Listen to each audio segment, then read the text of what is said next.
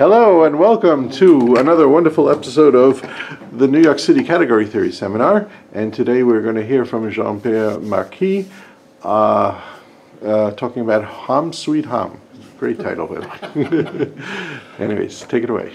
All right, thank you very much, Wilson, and thank you for everyone for being here tonight. It's lousy weather.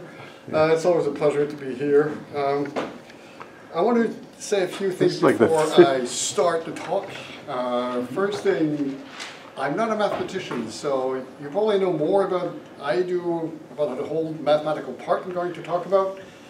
I'm not a historian either, so you might know more about the history of Duality, but I doubt that. But I'm a philosopher of math. I'm interested in this for various reasons, and I'll get to that at the very end. So this is going to be a history talk, mostly a history talk. And it'll be very, and I insist about this, very sketchy. Lately we've been getting a lot of history. Well, you will be getting a lot of history. First of all, on the categories. he is a mathematician. He's just, I don't know so what you'll see. And the thing is, when you start looking at the history of a field, and particularly category theory and duality, there's a whole bunch of surprises. And my real hope tonight is to surprise you. And if I do that, then I'll succeed. If you just go out tonight and say, wow, I didn't know that that was possible, or that it happened that way. You know, try to do that. Anyhow. Can I just say, it's based on a humongous paper that has a ton of gems. Yeah, well, yeah. How did you see that? You sent it. I sent it to you, yes. It's 100, if you want to see the paper, it's really long. It's 100 pages long. I wish I could rewrite it now, but it's going to be printed in the next month in a big book that is on the history of duality and in the 20th century. So it's a fascinating book, and I have a chapter in it, and it's on that particular one. It's a beautiful paper. Thank you. All right, thank you. So I'll start with Marshall Stone, 1934. There's a series of papers that he publishes on what we now call Stone duality. And it's the relationship between Boolean algebras and certain topological spaces. So we all know that. So there are two theorems there that connect in the way he does. You start with Boolean algebras, and then you construct with the prime ideals, the topological space. You show the properties, and then you start with the topological space. You go back to the Boolean algebra, and you get, particularly in the theorem for 2, let S be a totally disconnected bicompact space, and let A of S be the algebra of all those subsets of S which are both open, so open sets. Then A of S is a Boolean algebra in the corresponding space. There you go. Now we're familiar with this. Of course, he doesn't have functors, it doesn't have categories, it doesn't have anything. It's just that they are equivalent, so isomorphic. So he says that. That's fine. That's a very important paper. And this is the starting point, but in fact, it's not a starting point. If we were to translate that nowadays crudely into category theory, we would write something like that. So the category of Boolean algebras on one side, what we now call Stone spaces, what Marshall Stone calls Boolean spaces, and you have two functors. I write HEG, you'll understand why later. And these will just tell you that there's an equivalence of categories, and there's a little up there. And that's how we would write it. Okay, basically, that's how we would actually do that.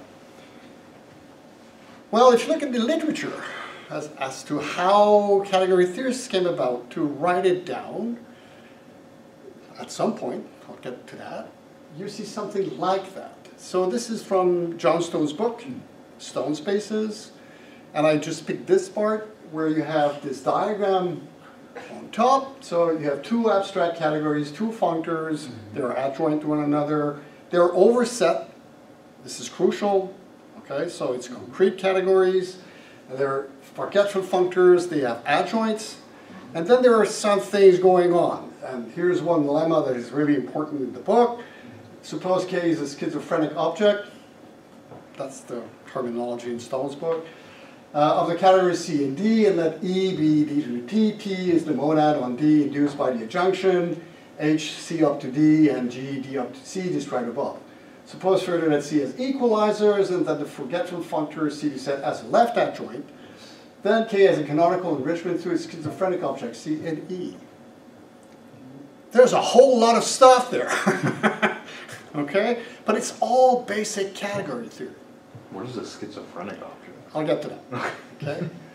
So you look at this, and it's really adjoint functors, equalizers, there's a subject that appears somewhere, a monad. So these are all fundamental concepts of category theory that arose in the 1960s. They're all put together, and that's how you get to the duality, the stone duality, stone type duality, expressed in a purely abstract fashion. Question? Well, he says, what do you mean? That the K is an object of the category C and D is an object, so it's an object of C or D or something else? Well, that's being schizophrenic. Okay? Okay. That's something that really was a sort of, not a mystery, but that had to be clarified as we get along. Okay? So I'll get to that. So this is just that doesn't commute. That diagram is supposed to commute? Well, yes, you can actually, it commutes in the sense that you can actually, yes, compose UD and H and G and UC. Yeah. Okay? In that sense, it does commute. All right? But it does not commute in the sense that UD composed with G will give you UC. Not in that sense, if that's what you're asking. Right. Right, okay? So it's not a commutative diagram in that sense. But you can compose, and it's important that you do. All right. So this is what we want to get at. This formulation, and I'll get back to it later. And this is how we get it, how we get there. Now, so Stone is here, okay? Eilenberg and MacLean, categories. Eilenberg and Steenrod, foundations of algebraic topology. Here, MacLean's paper on duality in groups, which if you don't know, I'll talk about a little later. Cartan Eilenberg, homological algebra. Buchsbaum, student of Eilenberg, it's an appendix to the book. Kahn's introduction of adjoint functors. And here, Hotendieck. Now, so far, if you know a little bit of the history of category theory, this is all familiar, more or less, but you know the names. Gabriel, you might know, but not sure. Okay. Is that Gabriel Zisman? Yeah, let's see, Gabriel and Ulmer. Oh, okay. Okay. Morita, you must have heard about him. What the hell is he doing here? Okay. Of course, Lavier, Fried, Isbell, very important here. Hoffman and Keimel, I'll get back to that. And then we get these three, which John Stoll mentioned, Sloan spaces, and this is where the real thing is happening. So here we're in 1975, 76, 92. It really is around 66 and 72, and here, yeah, 72, that the whole thing is sort of clarified as to how you can use category theory to express what they call it here, stone-type dualities. Okay, so it takes a little while. Some people might think, this is very, and I hope you do, I mean, it takes a while to get there, okay? And Michael Mackay in there. Well, that's after that. Oh. Mackay is in the 80s and early 90s with his duality for first order logic. But he was influenced by this. Okay, he knew about, of course he knew about Lambeck and Rattray. He was there. He was at McGill when Lambeck was doing that. So, Rattray was a student of Lambeck? No, Rattray was an algebraist at McGill also. They collaborated together and wrote some papers together, and they wrote these two papers together. The thing is, duality appears everywhere in one form or another in this sketch, okay? And I'll try to sketch some of the things, but the real history that I want to sketch here is the one you see in red here, okay? That, and I didn't mention that, but Orr and Birkhoff are up there. This is Galois connections and lattice theory.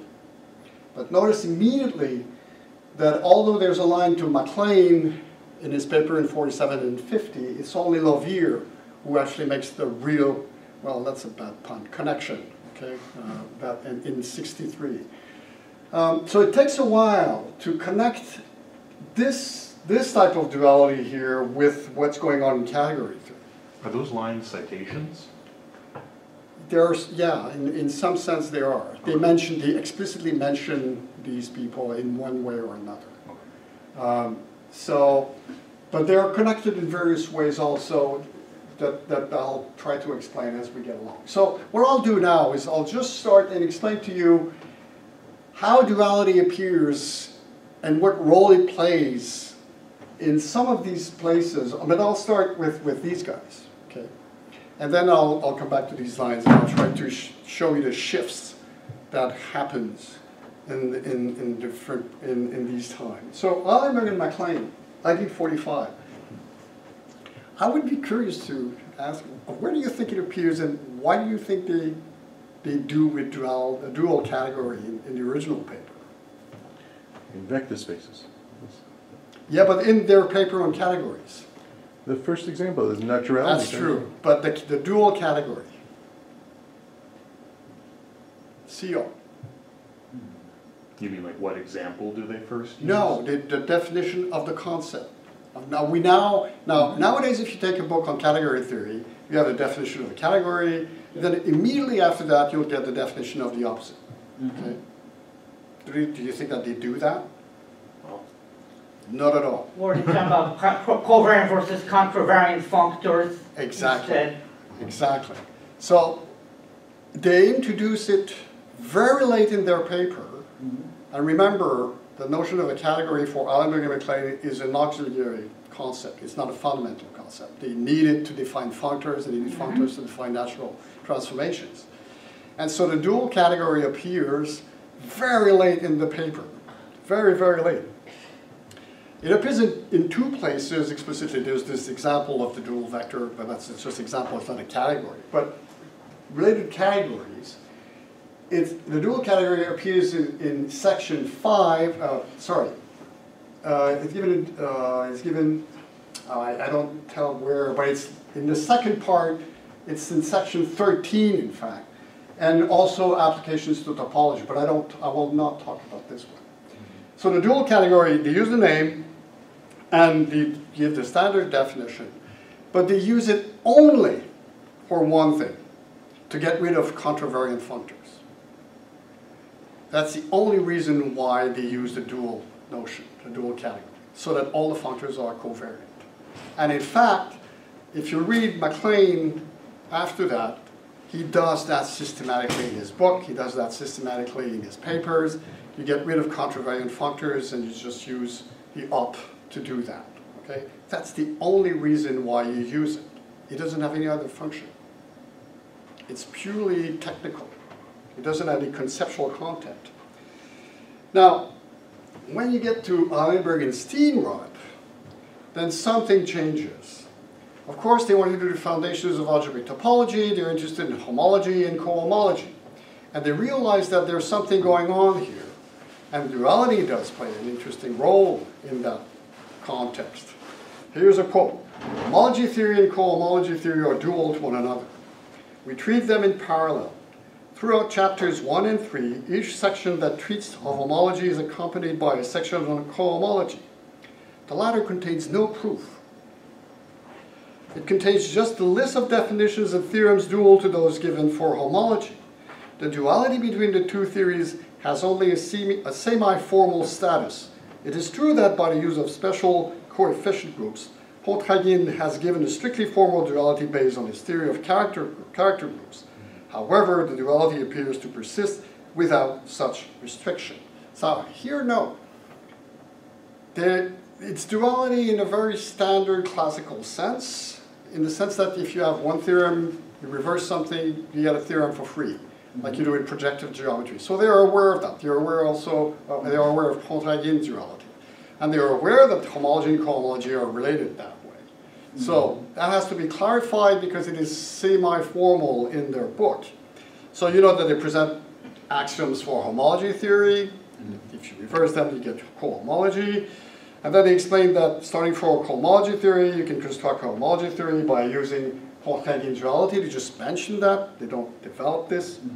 And then they note, when passing from a theorem to its dual, arrows are reversed, subgroups are replaced by factor groups, and vice versa. But you have to be careful. This is what MacLean will pick up and will try to clarify. Okay? This process of reversing arrows for groups that would give you from a homology, a cohomology theory systematically, and it will be automatic. And this is what he aims at doing in 1947. He gives a talk.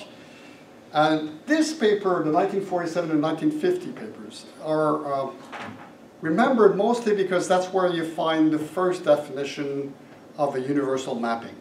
Okay, products and co-products, that's where MacLean gives that definition. But that paper, the 1950 paper, Duality for Groups, contains a whole lot of stuff. It's a big paper. It's a very interesting paper, but it's a failure in some sense, okay, which is quite interesting in itself. From the perspective of duality, it is very interesting to read what MacLean is doing here. He is very aware of the classical notion in projective geometry, and he's trying to reproduce sort of what one finds in that context, in the context of category theory, but applied to homology and cohomology. So what he's trying to do is to find axioms, abstract axioms for a category, so that they'll be self-dual, and so you can reverse everything and it will be the same axioms, basically. And they will give you homology and cohomology. Okay? It's not a trivial exercise, and MacLean is very ambitious. He believes in that paper that it's actually providing some sort of foundations for universal algebra. He wants to apply this not only for homology and cohomology, but for ring theory, perhaps topological spaces and other fields like that. He says so explicitly.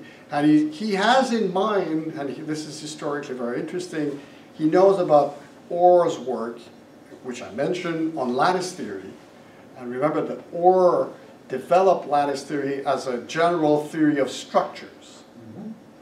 And MacLean in 1950 believes that he can do better than Orr, and that the notion of duality in category theory will play that role.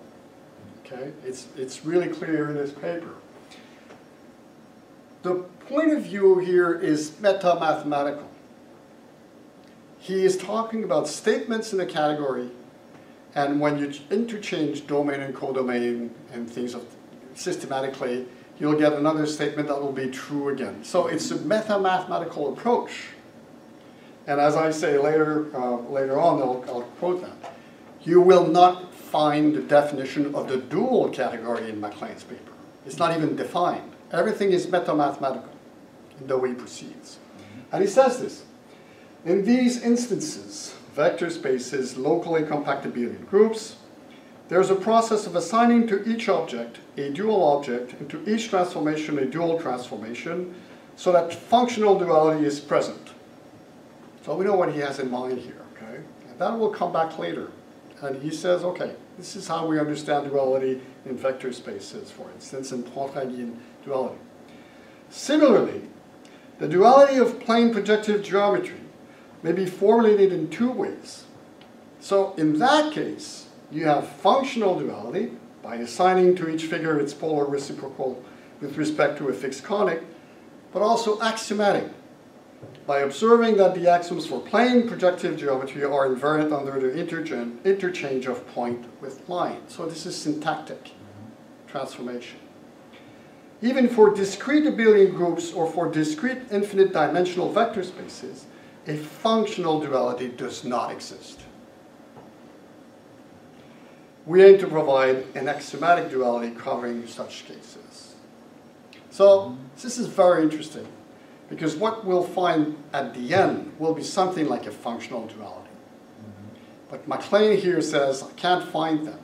The only thing I can provide you with is a meta-mathematical procedure that will provide us with the dual that we're looking for. And that's what he does in his paper. Sorry. Yes. So would we say nowadays, like, what he's looking for, in, like a functional duality, would just be a functor to the opposite category? No, what he has in mind is what we will see later on. For vector spaces, you look at the space of function into the real. Okay. Okay, so this is a functional duality. Okay. So that's what we'll get at the end. Okay, but now he says, well, I can't get that in general for groups and something like that. What I can do is work axiomatically to get self-dual axioms. And that's what he does with his notions in his paper. Another quote. The primitive concepts of a category are not sufficient to formulate all the duality phenomena, and in particular do not provide for subgroups versus quotient groups. Here's interesting, the way he mentions this. Homomorphisms onto versus isomorphisms into. The onto and the into are there. Yeah, you're surprised? Well, it's still there in 1950. To extend our formulation, we axiomatize the terms injection homomorphisms of a subgroup into a larger group and projection homomorphism of a group onto a quotient group. So you have subgroup, quotient group. This is the duality that he's trying to axiomatize systematically, and he does so in a certain way. And he has to even change the definition of a category so that the definition of a category will itself be self-dual, and then the axioms that he adds will be self-dual also. Okay? And he does that. The axioms are not very pretty. I won't give them to you. There's a whole bunch of them. Yes? Quick question. If you're mapping objects to objects, in projective geometry, you need a point of infinity. Yeah. So that's not quite even, what he says doesn't sound true projectively. For the choice, you're saying. Well, no, because you don't know, you have lines and points, but. Sure. Well, there are many, right? You can choose any point to do that. So The point of infinity doesn't exist in the original space. You mean in the projective space it does exist? I mean, if you had an affine space rather than a projective space, you don't have point infinity. Right, so if you stick to in order to go from the affine space to the projective space, you need to add a point. So Yeah, but the Well, polar... in the affine thing, I don't have duality because I'm missing the infinity. Oh, so he's adding the I mean, you have to be in projective space to have the duality in the first. Yep. Oh, okay, gotcha. All right. So he defines the notion of a bicategory the way it's not bicategory as you know it, okay? It's a different notion. And also abelian category, it's not the abelian categories that you know. But they are self-dual. This is very important, that's the important part. I invite you to look at his definitions. They're really strange from our perspective. And he has the duality principle. So the concept of the dual of a statement, this is very familiar somehow. About homomorphisms may now be defined precisely. A first-order statement S in a finite number of letters, blah, blah, blah. The dual of S is the statement obtained from S by the following typographical process. You're just saying domain for codomain, and you're going systematic. So it's a purely syntactical process that he wants to do. And he's a logician. And he's a logician. Right. And he works with theories, formal languages, and that's how he describes it, and that's how he works with it. It's very clear.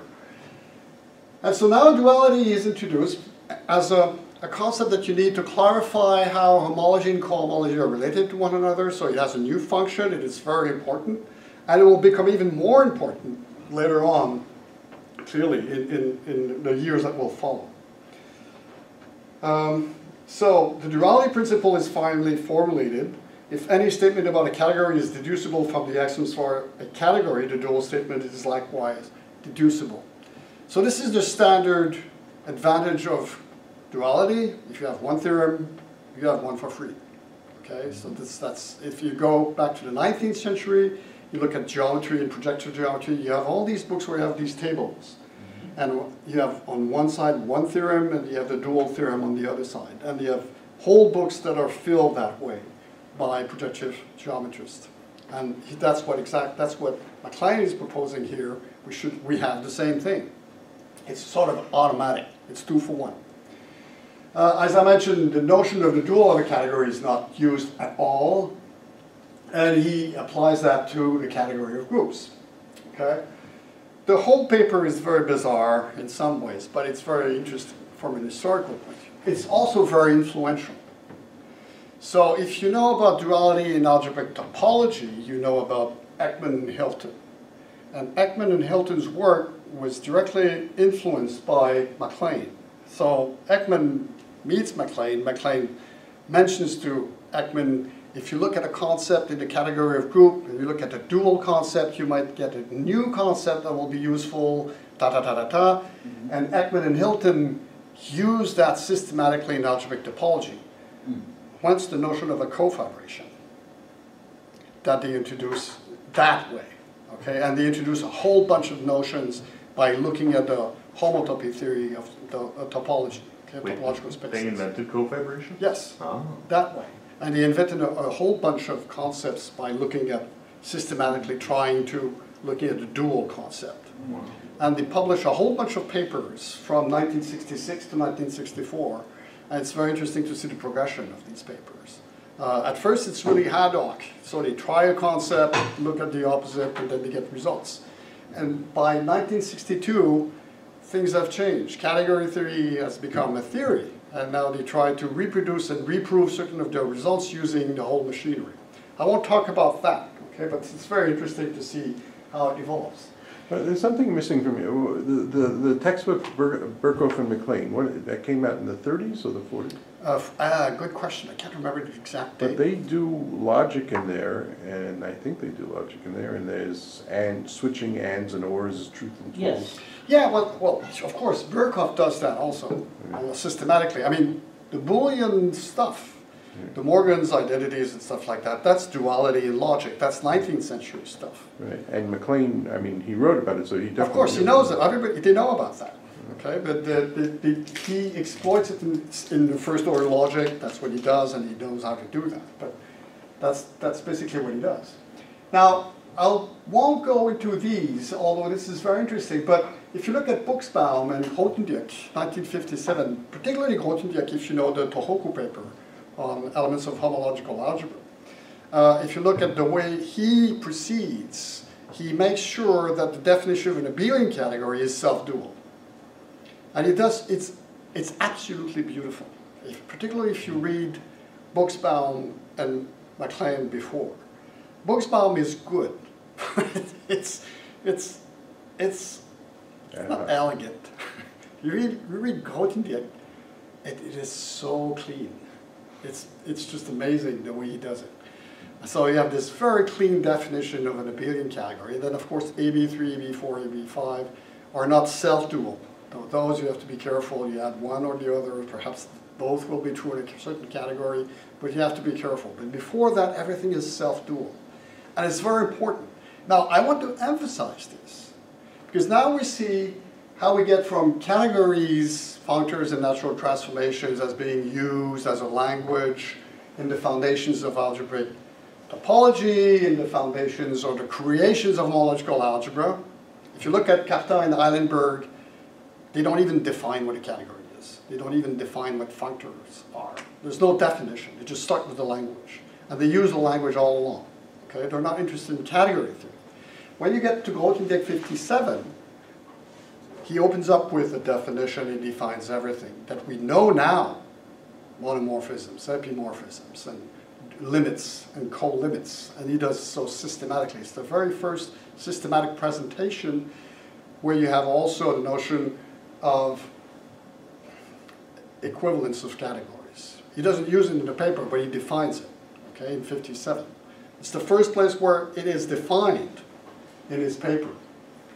And the other important thing is that he uses category theory, these notions, to prove mathematical theorems. And in a sense, and I was told this by Michael Barr, if you look at, I think it's theorem 3.10, if my memory serves me well, it is the first theorem of category theory that actually proves something about mathematics. Okay? Before that, it's the language that is useful. Now we have a theorem that is actually mathematically contentful in that paper. Yes? Sorry, I just wanted to, what did you mean exactly by the axiom was self-dual for If abelian you change, category? if you look at it, you'll just see immediately. So you have the category is abelian if it has a zero object. A zero object is terminal and initial. So if you change one, so it's the same thing. It has kernel. So you don't mean a rigorous notion, you're just saying like... Well, if you take a notion, you take this opposite, it'll be there. So it has kernel and co-kernel. Okay, I see. So if you switch one, you'll get, it has to be, everything is dualized. And I'm sorry, did you say that was the first paper with equivalence of categories? Yes. Really? It's shocking. 12 years, from 45 Yes. to 57, Yes. and they were all homotopy theorists. Yes. And they didn't see it. equivalence of categories is a homotopical notion. You know? Yeah. Yeah. One cells, two cells. It's a whole talk in itself. In fact, and Grothendieck actually in that paper doesn't use the notion of equivalence of category. He doesn't use it. He just defines it, and he says it comes from Jean-Pierre Serre. Oh, yeah, he says that. Yes, it comes from the GABA paper. So if you look at Jean-Pierre Serre's paper, that he gives two definitions of categories, so état spaces, and then he gives, what's the equivalent one? No, I have a blank. And then he says, he shows how they're equivalent in the categorical sense, but he doesn't give the general definition at all. He just proves that they're the same. And then Grothendieck says in the 57 paper, well, the notion of isomorphism of categories is fine, but it's useless. The real notion is equivalence of categories. And then he, in another paper, he refers back to Jean-Pierre Serre's work. But he doesn't use it there. The only thing more shocking than this is it takes another year, 13 years, to get adjoint functors. Yeah, I'm getting there. It's just shocking. So we're getting there. So Daniel Kahn, 1958, he's doing homotopy theory. And while doing abstract homotopy theory, he stumbles upon, well, it's a little more complicated than that, he stumbles upon the notion of adjoint functors. Okay? Heller told me it's a story with the fighting with Eilenberg. Yes, it is a story. Yes, that's the, well, we can talk about that later. No, it should be said in public. So Kahn comes to New York. He comes to a seminar given by Eilenberg at Columbia, and Eilenberg defines the tensor product with a Hom, internal Hom. And he defines the tensor from the Hom. And Kahn goes back home and he thinks about it. He said, well, you could do the opposite. You could define Hom with a tensor. So there's a symmetry. So he goes back to Sound and he tells him, well, you could do the opposite way and you could generalize this in this way. And at first, Eilenberg didn't believe it. He was skeptical about the way he was presenting it. The way I heard it was that Sammy said to him, no, that's total nonsense. Right. And discouraged him, and that's what forced him to I was more generous. He was skeptical. No, but sometimes a professor has to be whatever in order to get the student to really work. Right, but then in his own work, Kahn discovered that it worked very well. So he was using homotopy theory for the barycentric subdivision and then the extensions, and he realized that there was a connection between the two, and the connection is adjoint functors. And then he writes this paper where he gives this whole definition that we know, and then the second paper where he applies it to his own work. So the second 1958 paper by Kahn on homotopy theory is the real work that he has done in 55 in these 4 papers on abstract homotopy theory, where he reproves everything from a very general abstract nonsense point of view, and he defines what we now call semi-simplicial sets, the way we know them in that paper, among other things. So it's we know semi-simplicity. She spoke about it last week. Oh. Well, but adjoint papers are there. And just one more thing. Every one of them was a homotopy theorist, Yes. or knew homotopy Yes. theory. And the fact that they didn't get the equivalence of categories is sort of a mystery. yes, I agree. So I won't go into Kahn's paper, but I do want to read this part. Kahn uses the word dual in his homotopy theory paper, and here also, but it's more of a metaphor than anything else, okay? So here's the introduction of that paper. In homology theory, an important role is played by pairs of functors consisting of, and then the Hom functor, blah, blah, blah, the functor, the tensor product. I want to get to this part here. These functors are not independent. This is striking, the way that he formulates this. There exists a natural equivalence of the form. This is how he writes it. This is very strange. We don't write it like that nowadays, but it's like that in his paper. Such pairs of functors will be the subject of this paper. So you see here the tensor, the Hom. This is the starting point. In the above formulation, 3 functors Hom and only 1 tensor product are used. It appears, however, that there exists a kind of duality between the tensor product and the last functor Hom, while both functors Hom outside the parenthesis play a secondary role. a kind of duality. So he uses that word in one of his papers in 55 where he does this systematic codependence between barycentric subdivision and extension. He does use the word dual explicitly. Okay, here is more careful. He doesn't use the word duality anywhere else. So it's sort of a metaphor, it's not clear exactly. So I won't push this because he's not pushing it a lot. Now we get to Morita. So this is really surprising. I didn't expect that. Okay, when I started, I got to Morita in 58 and I was shocked. Literally shocked. Okay? First paragraph of Duality for Modules by Morita. The purpose of this paper is to develop a theory of dualities for modules and give some applications to the theory of rings with a minimum condition for one-sided ideals.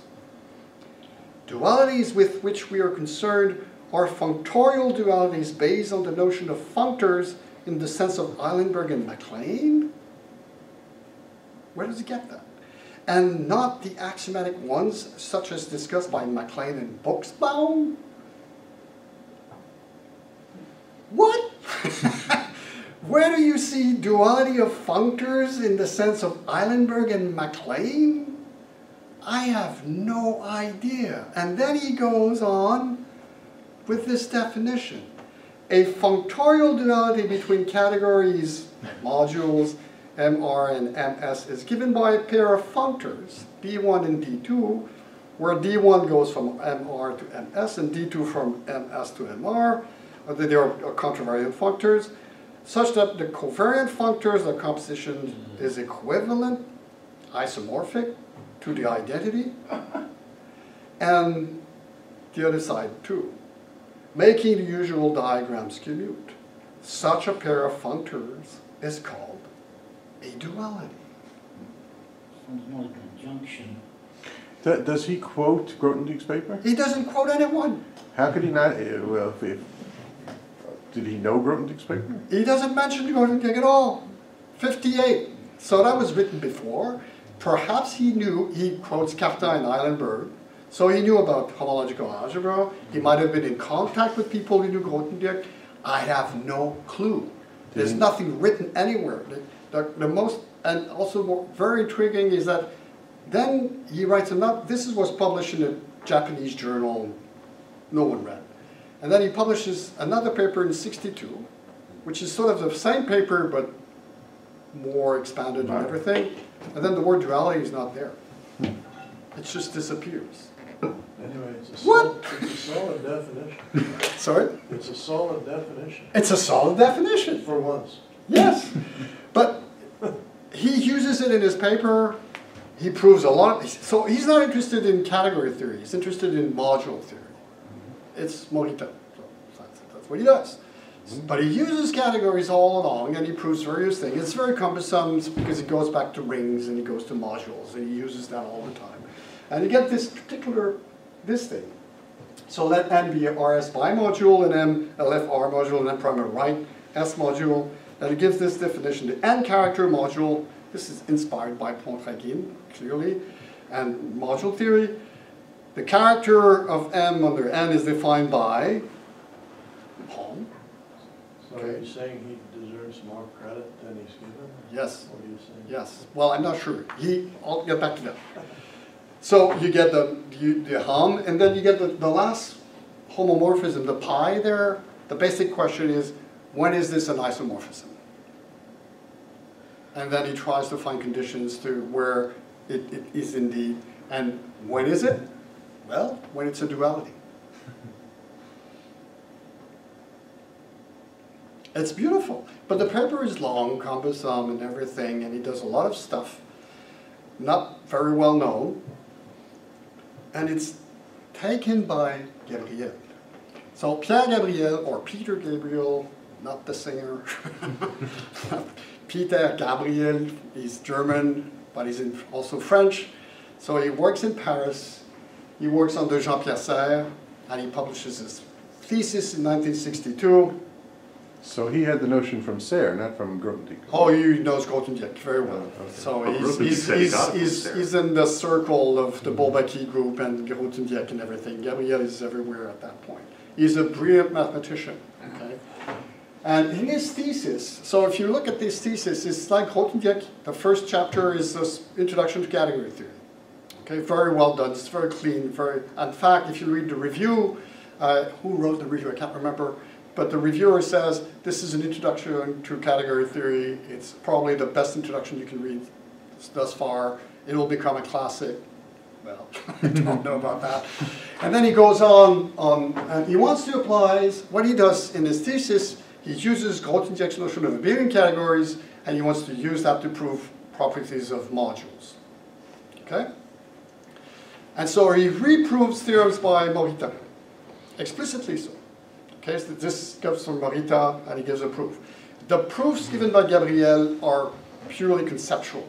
So whereas Morita proves this stuff by using ring theory, it takes 3-4 pages long, Gabriel gives you the same proof in one paragraph, okay, by using category theory. So he does that systematically.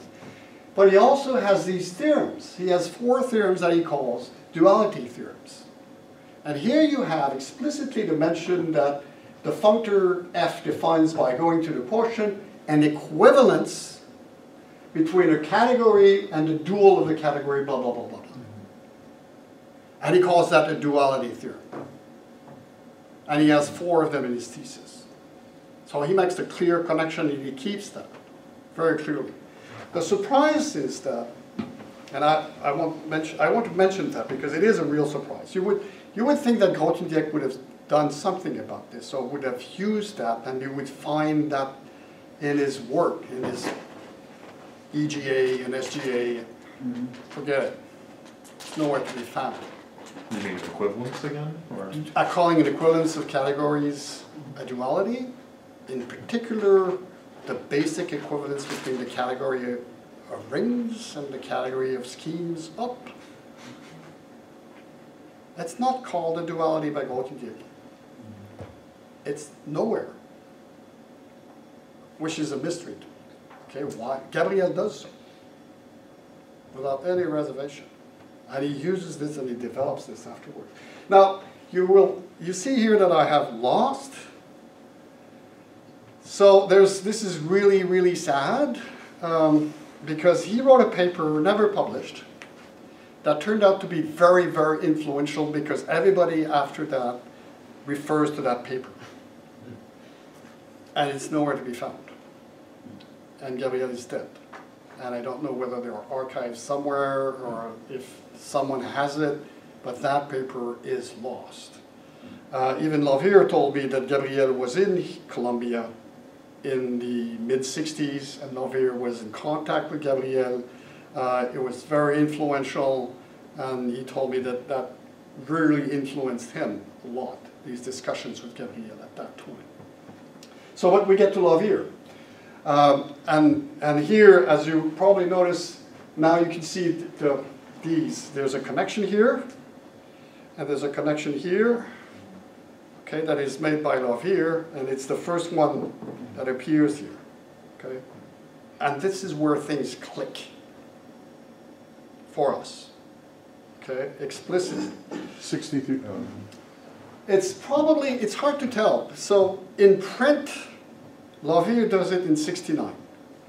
But clearly he has that in mind before that. So I suspect that he, knowing Bill, that he was sort of talking to everybody and mentioning that to a lot of people. Isbell certainly knew about it because he mentions it explicitly. So did Bill Lavier discover adjoint functors independently? No. The legend has it that he did. No. Fried almost got it. He had parts of it. Okay, Peter Fried had a portion of the adjoint functors, but Lavier got it from Kahn. That's clear. He never mentioned it. I think, as far as I know, I never heard him. Did you ever hear Bill saying that he discovered by himself independently? I heard that. Well, not from him, but I should have asked him, but I never heard him say that way. Maybe I heard. The only time I heard Peter Fried was in the email a few days ago from Mike Barr. Right. But I mean, the Kahn is 58, and I mean, Peter Fried got his thesis 60, 61? 60 under Buxbaum, and but actually his honors thesis. It's not his PhD thesis. So he has that notion of reflective subcategory. So it's a special case, and he has that, but he doesn't have the general notion. He never had it. So Lavire. So Lavire's thesis, this is, as you know, it's a very important moment in the history of categorical logic and even category theory. And he provides a categorical analysis of algebraic theories of structure and semantics. The notion of adjoint functors is absolutely everywhere. It's the central engine of the whole thesis there. It works that way. But we have this diagram. Okay, it's an important part of this thesis where this is the semantics, okay, of a theory. So the B is an algebraic theory. the EA is an algebraic theory, so look at the models of these theories, and you have, if you have a function, a translation, so to speak, from A to B, so you get this functor. And for Bill, the semantics is defined that way. It's always over sets, okay? In the thesis, he defines the semantic functor like that. It's not just this, it's the whole thing. So you have this structure here where you have this idea that is coming sort of suggested that if you have a theory that extends another one, it's over set, and this is a forgetful functor. They might be over something in common, which is not exactly clear, but in the examples, but the structure starts to make sense at that point, okay? Yeah. What happens is that this is going to be very influential. A lot of people will try to generalize Lavire's thesis because he has these finite theories, algebraic theories, and in particular, Isbell will do that. But more importantly, when Bill writes this paper in '69, which is a sort of a programmatic paper, but based on his work that he did in his thesis and the following papers, it's called A Jointness in Foundations. He talks about dualities, and he makes things click really, really clearly. He might have talked about it, as I said before that, but in the last section, he gives an explicit connection between adjoint functors and duality. And this is the first place where this connection is made in print, okay? It's very strange that no one has thought about it before. Again, okay, posets are categories. Galois connections are these connections between lattices and posets. And so he says, well, adjoint functors are just a generalization of Galois connections. And he says so explicitly in that paper. I've never seen another paper where it is printed. Okay? And so, look here, recently, 1969, it has begun to appear. It has begun to appear. It's not even totally clear. It has begun to appear that the basic examples of Galois connections are really just fragments of more global adjoints which involve non-trivial categories and which carry more information. So he makes it clear at that point that the standard Galois connections, which are dualities and between Boolean algebras and De Morgan's doing stuff and the one we know, there are special cases of something that is much more big, which are given by adjoint functors. It seems trivial, but it is not at all. I mean, of course, posets are a special case of categories, but they're, I mean, come on. Yes, it is. But to compare a poset to a category, yeah, it's a special case, but a category is completely different. Wait, so was Lavire also the first one to notice that? That posets are categories? No! No, it's in Eilenberg and MacLean. Oh, okay. A poset, yes, it's a category. Who was the first person to talk about Galois connections? Or. He introduces the term is from or. And so, and also Lavire gives this an example in the paper.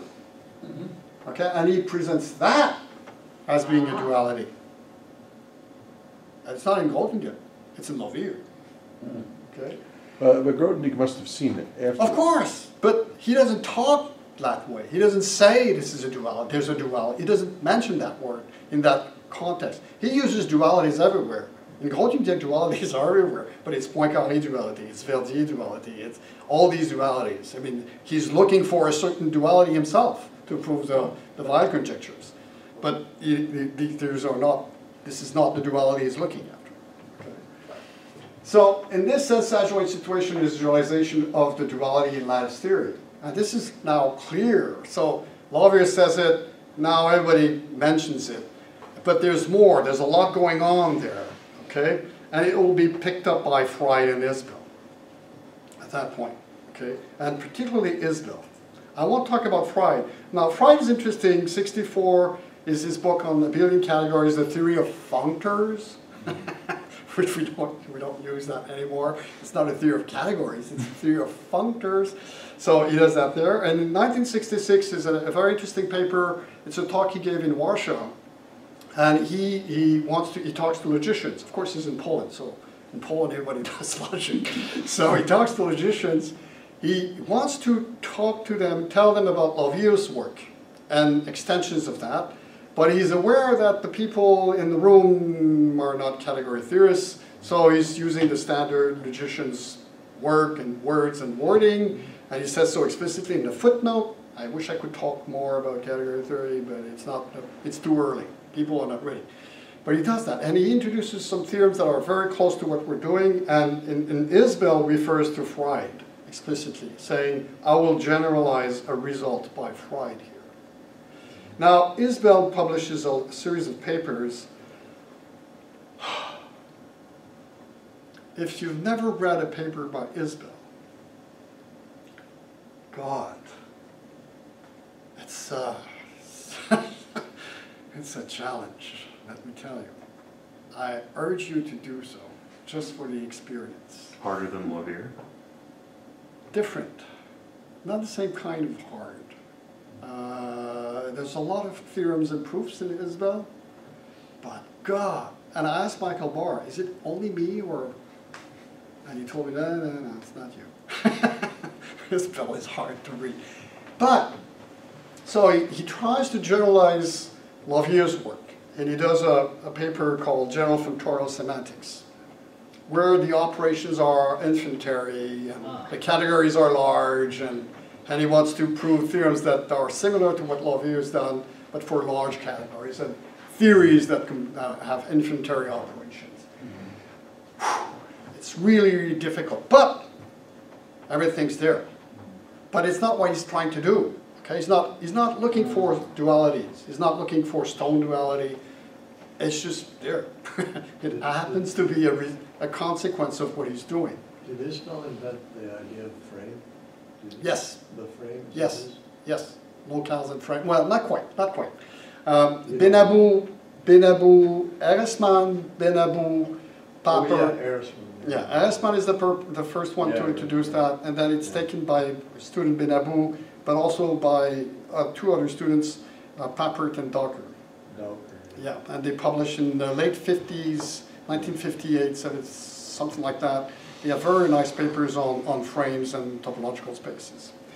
Okay, so Isbell, I will read this to you. The taproot of a general or free-form functorial semantics of this paper is their observation What that is a taproot? the pivotal, I don't know what it is. I mean, Well, it's the main root of a tree. I mean. Yes, it is the sort of the main the source thing, of all ideas. It's an everything. English word, yeah? It is a word, I know. I looked it Just up. go to a garden center and you will find it. Yeah. Okay, I okay. English is hard. Okay. Then an adjoint connection has a specific definition. Between two categories is normally induced by, here we go, an object living in both categories. Okay. Explicitly introduced there. Okay, here are some of the definitions. Let F from C to D and G from D to C, going to opposite directions, be two contravariant functors. By the way, there's no off there anywhere, contravariant functors. F and G are adjoints on the right, Have you ever seen this? They're both adjoints on the right. We don't use this anymore. It was standard in the 60s. If you read papers in the 60s, adjoint on the left, adjoints on the right. It's used in all of the papers. If there's a natural isomorphism, look at, it's very strange, the variables are interchanged, they're both on the right, but there's an isomorphism between them. This is called a connection by Isbell. Now, he knows about Lauvier's work. He knows about Galois connections, and he's using the same terminology here. Okay. The reason why we're not using adjoints on the right anymore is because of MacLean. Categories for the working mathematician, there's a paragraph where he takes the notion of adjoints on the right and says, we don't need this.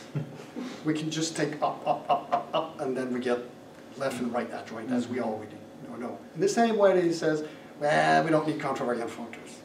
We just use up and blah, blah, blah. And so it's just this magic that he uses all the time to just streamline everything. So here we get Galois connection. So let f from C up to D be a contravariant functor having an adjoint on the right G. F is a Galois connection if the natural transformation eta from 1 to GF and epsilon from 1 to FG yield natural isomorphisms. We compose them. A connection is universal if you have isomorphism. So you see, get the notion of equivalence. Okay. And here's the really important result, but it's just one theorem among a whole lot in the paper. Every Galois connection is naturally equivalent to a connection IF0R. R is a reflector, okay, so the retract, so to speak, upon a full subcategory. F0 is a universal connection, an equivalence, and I embeds a full reflective subcategory. So this is really capturing what the core of the whole machinery of the dualities here. And he's aware of that, although this is not what he's trying to do, okay? And he says so in his paper. So I prepare that answer intending to remark that nevertheless universal connections of concrete interest, such as Pontryagin duality and Stone duality, tend also to be objects of special interest in the category of connections. The category of connections. He's in two categories. So he looks at the category of connections, and among those you have Stone duality and Pontryagin duality. But they seem to tend to be objects of the same sort of special interest. They are co-generators. Pontryagin duality connects the categories AB of abelian groups and CAB of compact Hausdorff abelian groups. AB tensor CAB is again CAB. In fact, with the usual forgetful functors, the forgetful functor from the tensor product to the second factor is an equivalence. The Pontryagin object is a circle, a co-generator. He could have mentioned 2. The set 2, in the case of Stone dualities, is also a co-generator. There you go. Well, the real numbers in vector spaces. Yeah. Yeah, you know, he mentions that also. But he sort of mentions this, but it's not what he wants to do. Okay, it's sort of a consequence of this very abstract thing that he does at the level of pure abstract nonsense. Okay? Now we get to Hoffman and Keimel that I will mention very briefly. So these guys are lattice theorists. They're not category theorists. And there's a fight in the 60s between category theorists and universal algebraists and lattice theorists, theoreticians. Okay? They use the language, but they're interested in lattice theory. And there's a very interesting discussion between Isbell and these two guys, okay? Which is very, if you read the math reviews, you'll find it, but it's only when you read between the lines that you realize that there's something going on. And I quote from Hoffman and Keimel, "It is, of course, well known to category theoreticians that adjoint situations constitute the appropriate generalizations of equivalence of categories." This is wrong. I mean, that's not how people thought about it. It's just the opposite. They start with adjoints and discovered equivalence of categories. And he's just going the opposite way. So, well, anyway. And that accordingly, dual adjunctions then generalize dualities in precisely the right fashion. Okay? 1972. It is readily observed that most of the classical duality theories are given by cofunctors, which are based on Hom sets into a fixed object which, in a vague sense, belongs to both categories. Now, they use character theory. Character theory is given by Hom sets. Okay, it's the Hom between blah, blah, blah, and you have to fix one object, and that object will have to have two faces. Okay, that's what it means to be the same object in both categories. It's the same underlying set. Well, Isbell says it's an isomorphic set. Okay, it's not, but then people will just say it's the same set in this precise example. Okay, I'm almost done. Thank you for your patience. Lambeck and Rattray. By a duality between two categories, we shall mean an equivalence between one and the opposite of the other. That's the definition. By that time. We propose to establish a common categorical setting for a number of well-known duality theorems in mathematics. Now, they are interested, in contrast with Isbell, in duality theorems. And what they want to do is just get this very general framework where you get these theorems like Stone, Hochhagian, and others, and new duality theorems. Now, that's the only reason why it's interesting. Otherwise, why bother? I'm asking you that seriously. I mean, why bother doing this? It's a whole machinery where you say, let U and F be an adjoint pair, F left adjoint to U, such that, look like the reverse of the whole notation is opposite to what we've been doing so far anyway. So CH and DK are concrete categories. K is isomorphic to Hom, B0 blank. It's representative. Okay? HF is isomorphic to Hom blank UA of 0. Okay? So if you look at it, you see how it works. It's very simple.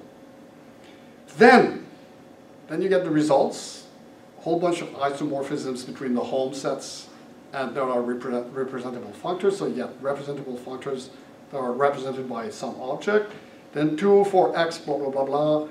I won't read this, but you see the whole machinery. If you look at it carefully, you see how it goes with the diagrams I gave you early. You go down to sets one way, go down the opposite way. You get this object, see our representable functors, and this object is in one category there, in the other category there. It has the same underlying set, but it has two different structures. Okay? So that object belongs to both categories. In one, it has one structure. In the other one, it has a different structure. And it's sent to isomorphic sets. Well, we say it's the same underlying set. It has to be there. Seems ad hoc to me. Sorry? Seems ad hoc. Dualizing object. Well, The dualizing it is the object. dualizing object, exactly. Seems like a hack to me. A hack. It's not a hack, but the beautiful thing, and then you get this one, this is the symmetrical aspect of the second condition that you get.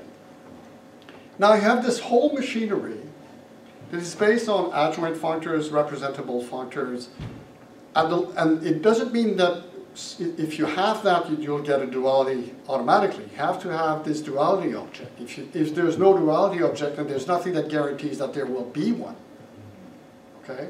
So there's a level of pure abstract nonsense, and there's an existence theorem somehow, and you have to prove that the object exists and it has the property required for the whole thing to work. Okay, so you could have the whole setup, but no duality would arise. Okay? Post does the same thing. So this is exactly, I won't go over this, but I think Post publishes also in 76, 79, sort of a paper where he tries to apply category theory for the standard dualities and gives a sort of a topology of the dualities that are all under one roof. Okay? And he wants to introduce Tanaka duality also there. And he wants to show that they all fall under the same general abstract categorical framework. It's very, very close to Lambeck and Rattray. And if you look at Johnstone, also the same. So they're all playing with the same ideas. Like there you have the cogenerators, the object I, and there you see here, this is this duality object. Okay? Tanaka duality was around in 1976? Sorry? Tanaka duality was around? Post mentions that already in 76. Now, here's the interesting part. This is very, I want to read this, I see Jim Lambeck laughing. While we do not claim that the proof of any one of these terms will thus be simplified, these are the duality terms. Okay? What? Are you kidding me?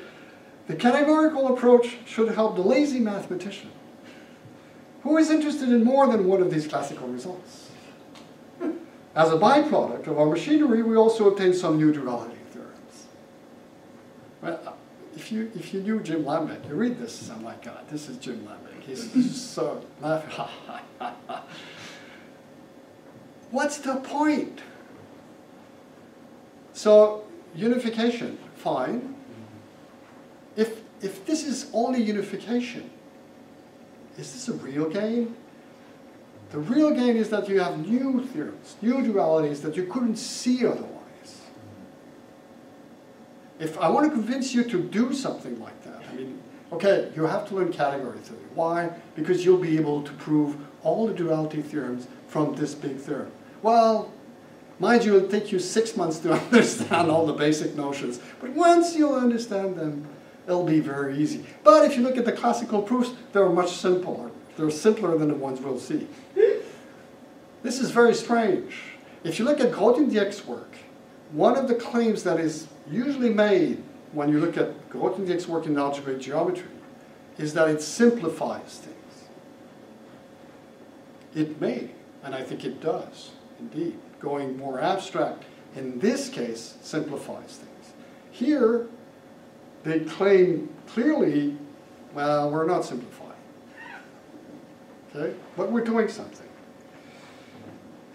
So this is the next paper, so to speak, but it opens up all kinds of questions. But I want to go to conclude with various thoughts, I guess I'd say. Duality took different forms, and so it played different roles.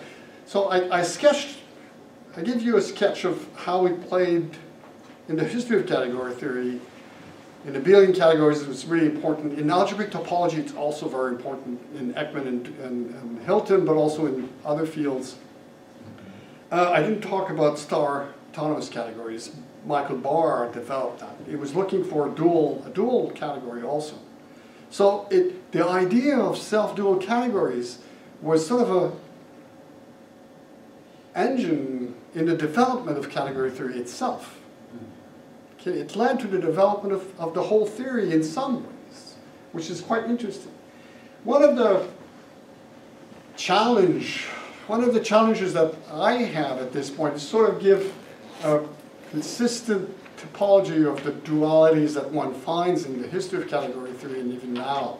This is very schematic, and I don't think it does the job, so to speak, but it's sort of a start, okay? And I won't explain that.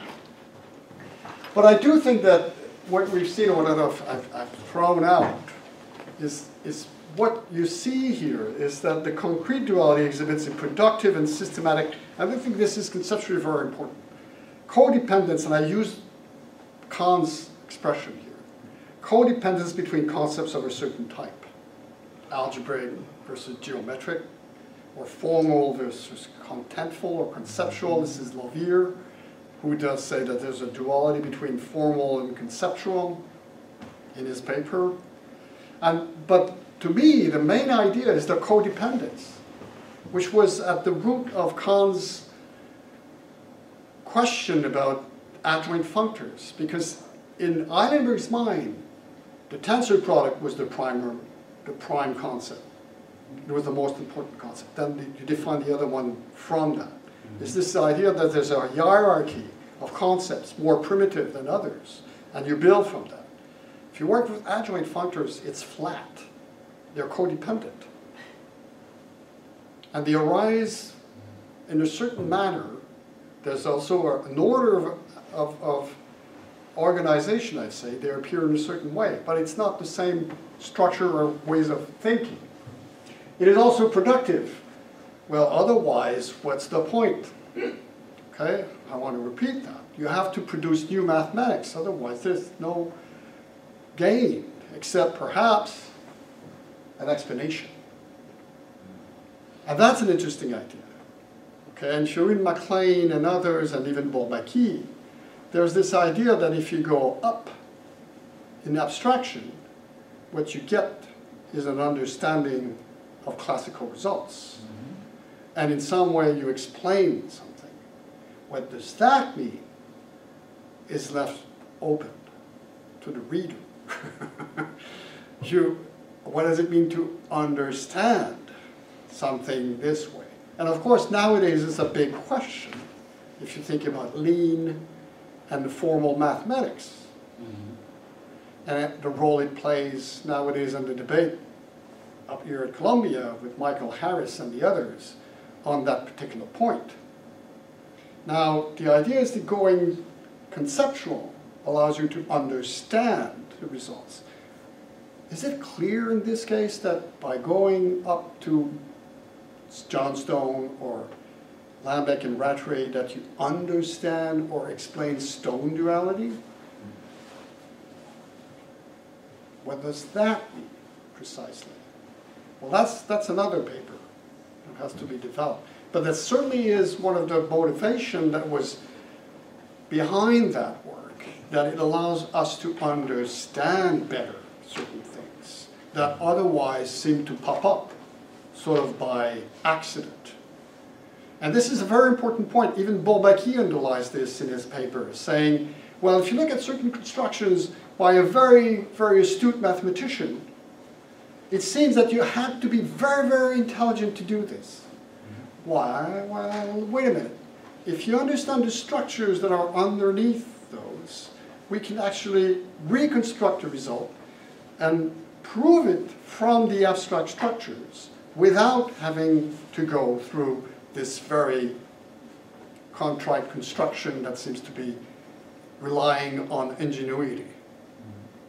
So we replace this, and this is a paradox, we replace this inventiveness by abstract concepts.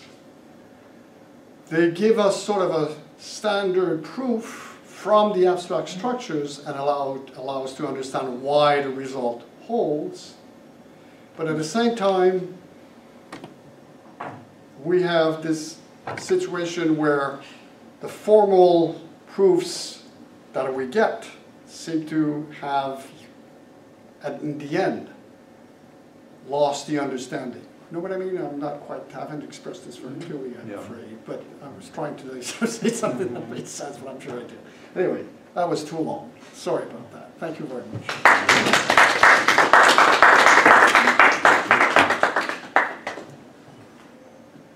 Questions? I'm sorry. There's a question. Well, 3 slides ago you had 3 different kinds of duality. Yep. You said your thoughts on how to organize them or understand them. Yep. So what are those 3 types? Okay.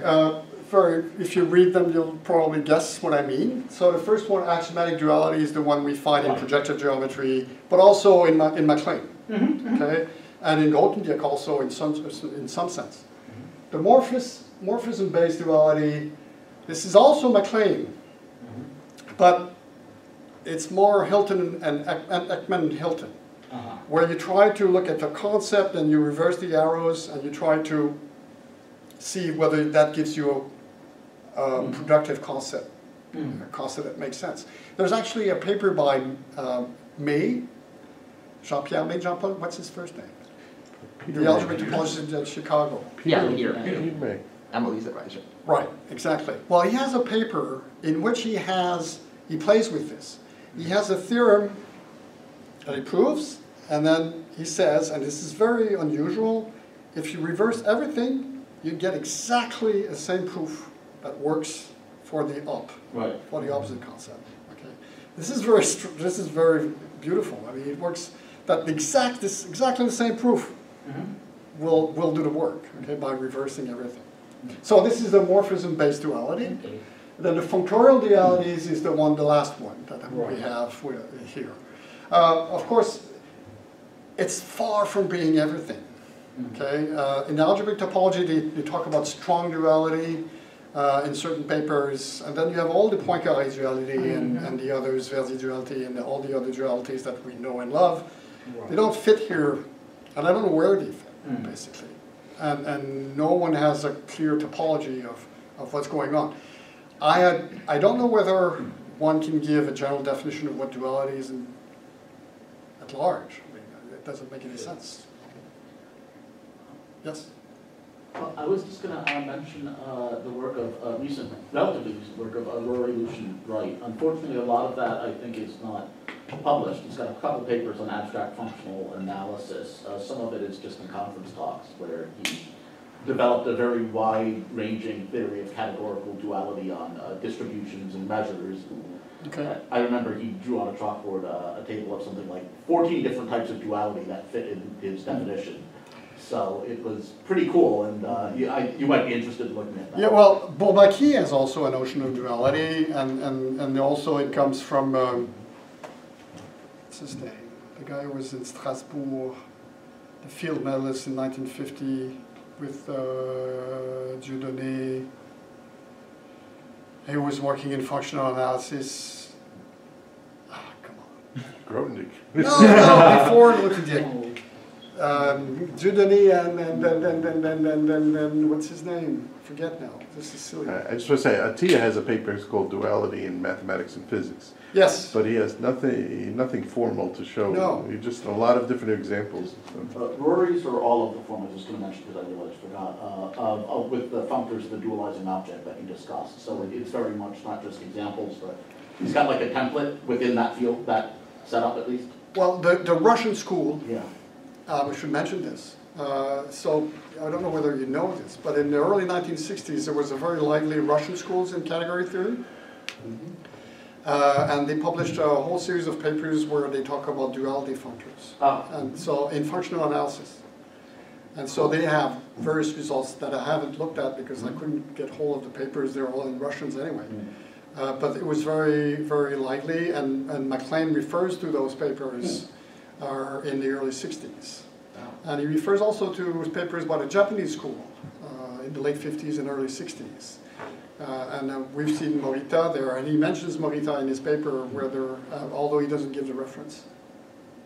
So there's a whole lot of stuff. In functional analysis, it's not surprising to find a whole duality everywhere.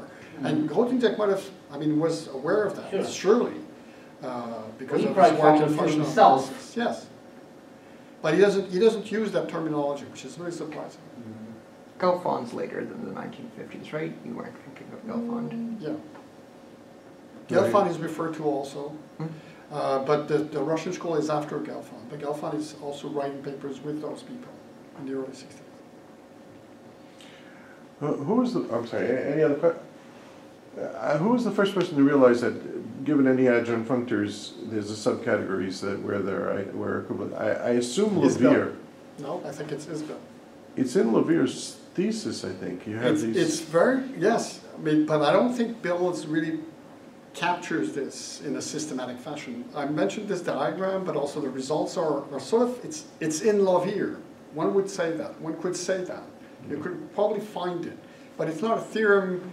The one I showed you in Isbell does that, precisely that. You have the adjoint situation, you get an equivalence of categories, and then if you have the right setup, then you get a duality.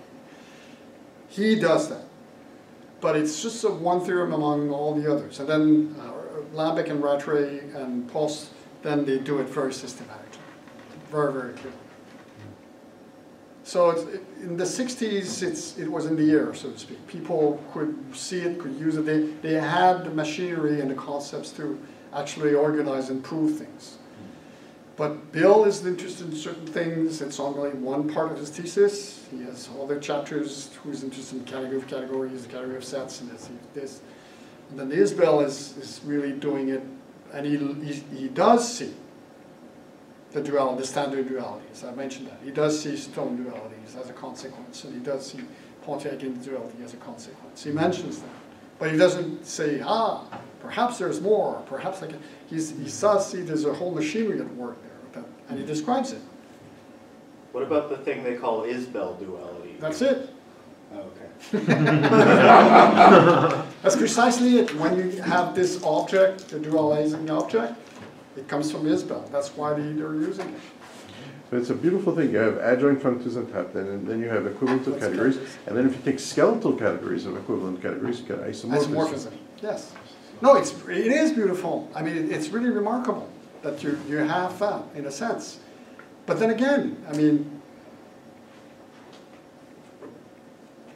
Barr and others in 2008 have a whole series of new results, new dualities, using Isbell dualities. It's just that.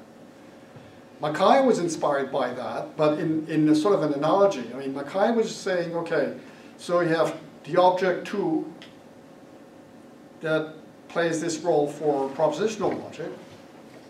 If I want a duality for first-order logic, there must be one. So what is the object?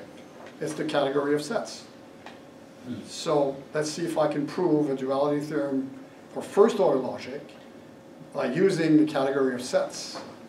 Similarly, in the way it is used for propositional logic. Did he? Of course. And he does. I mean, if you look, he has a book where he sets up everything at the propositional level, so that if you understand that, then when you switch to the first order logic, it'll be easy. If you read Michael's paper, you probably won't believe me, but it's sort of he wants to do that. He wants to show you, look, this is a representation theorem, this is where 2 enters, this is the role, the ultra filters, the prime filters, and everything. I'll just do that in the 2 categories of first order or logic theories with the category of sets. And it's very complicated, but he's inspired by that. Are there canonical results that like first capture this like syntax semantics duality, or like really wield it in an impressive way to you? Sorry? So this syntax semantics duality, are there papers or results that come to mind that really wield that first? Well, I think Michael's papers on stone duality for first law logic does that very, very well. I think that's really a remarkable result. Yeah. Steve Audi also talks about this a lot if you look at his categorical logic notes. Yeah, that's what I had in mind. But Steve does something different in the sense that Michael does it for pre-toposes. Got it. So, and it is very important for him that he starts with pre-toposes, and it's at the level of pre-toposes. And that's the big difference with Steve's approach. He's not at the level of pre-toposes to start with. And Michael insists on, if you ask him, he'll just jump and tell you, I work at the level of pre-toposes. And that's important.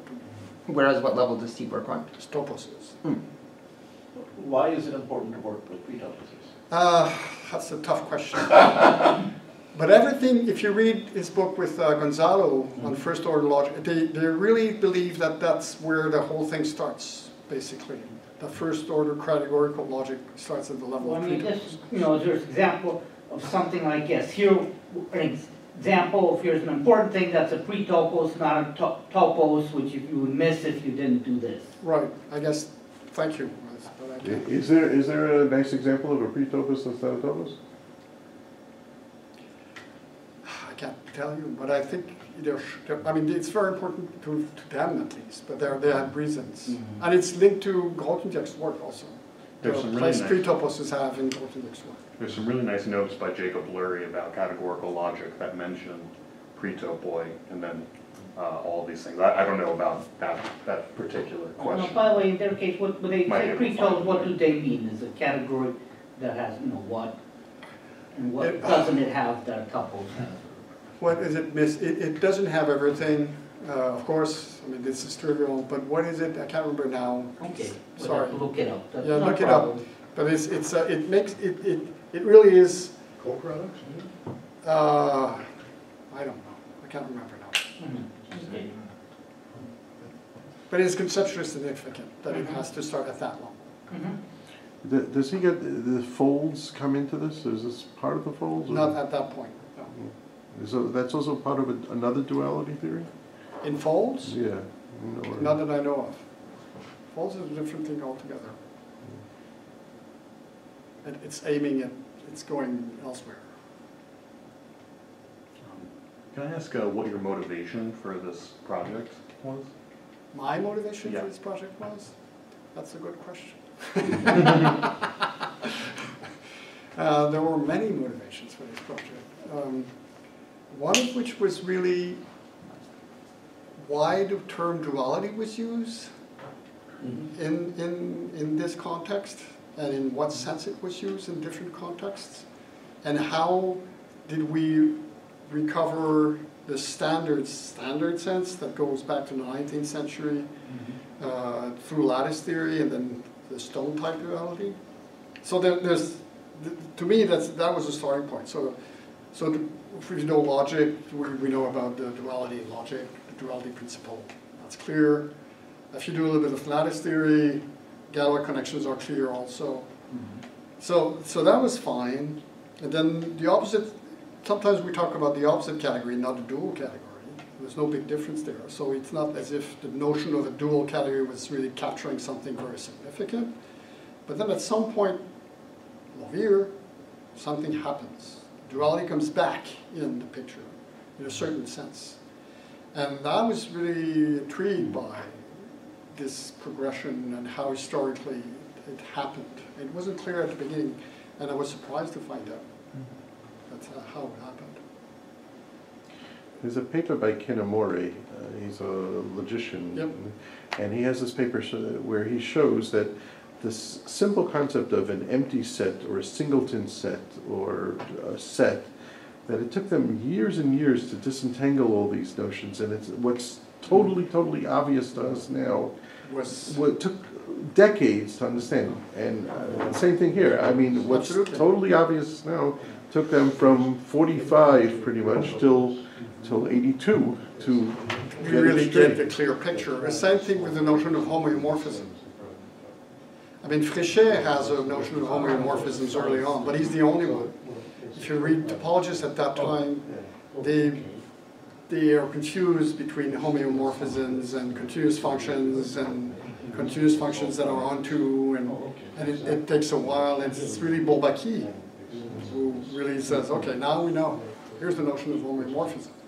The same thing with manifolds. It took C.T. Wall decades after Poincaré. Poincaré was talking about manifolds, but he didn't have a formal definition. No.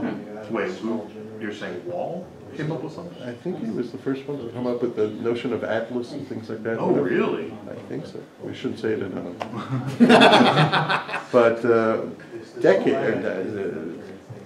I mean, you know, decades later, in the 50s. Sometimes it's very surprising. Right, that's just shocking. It's more general. It's more general. Anyways, I think we should thank the speaker again. Thank you.